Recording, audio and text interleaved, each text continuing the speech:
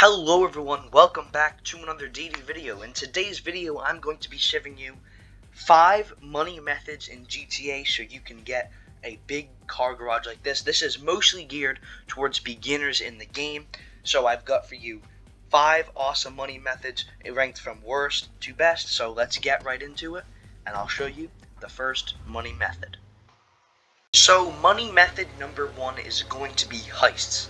Now, there are 2 main pros and 2 main cons to heists. The 2 pros is obviously you don't really need anything except for apartments or even a friend's apartment to do it.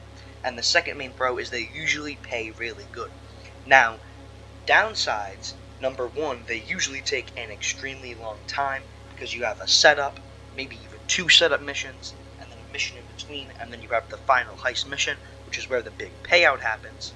And then also, number 2, you usually always need more than one person to do it, which is fine if you have friends, but sometimes it can require above 4 people, which is really hard to get because some people just don't want to be doing missions right now, which is why these are ranked number 5.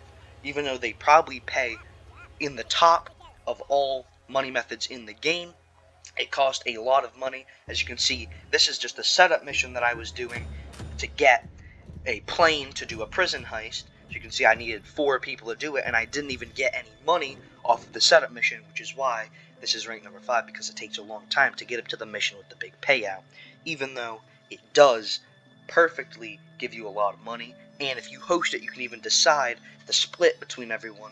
Usually like to give yourself a little more and then leave the rest for the rest of the players, like maybe a 60-40 split or something like that, because if you do it too bad, then no one's going to want to play with you.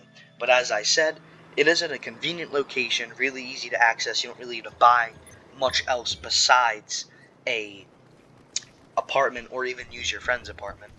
So yeah, anyway, let's get you into money method number 4. So money method number 4 is going to be just the motorcycle club. As you can see, there are tons of different businesses you can run here. You've got weed factories, document forgeries, cocaine lockups, methamphetamine things, all sorts of other things. Of course, I own 2 of these. As you can see here, they're not as profitable as some of the other things. You got the little amount of stock there, and that ends up being worth $36,000 here, which is not too bad for a single run. The main reason they're not up here is because, as you can see, this one especially is not really worth that much once you get that much stock, and it does require a bit of time depending on the mission you get to stock the supplies. So I'll show you money method number 3. So money method number 3 is going to be vehicle cargo. As you guys can see, vehicle cargo is same business model basically as special cargo. The only difference is the vehicles are worth a lot more. But there is one reason why it's number 3 on the list instead of number 1, and that's just because of 2 main cons. 1, it takes a long time, and as you can see, the cheapest one is $1.5 million. The cheapest garage holds 40 vehicles is $1.5 million, so it takes a lot of money to get into it. And number 2, it takes a long time because you have to individually steal vehicles, so you have to do 40 supply missions just to have a full stock. So that's why it's number 3. So number 2 on the list is going to be the bunker. As you guys probably know, the bunker is in a recent update of the game. Not too recent, but not too far away. The gun running update, criminal enterprise, stuff like that. So what the bunker allows you to do is manufacture weapons and then sell them to either Los Santos or Blaine County.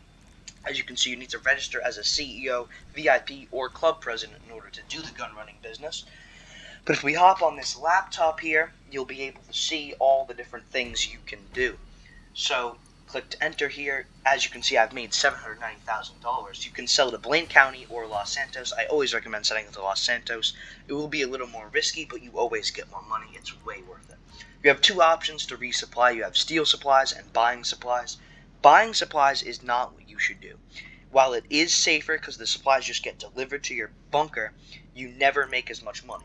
$75,000 worth of supplies is about $90,000 worth of stock.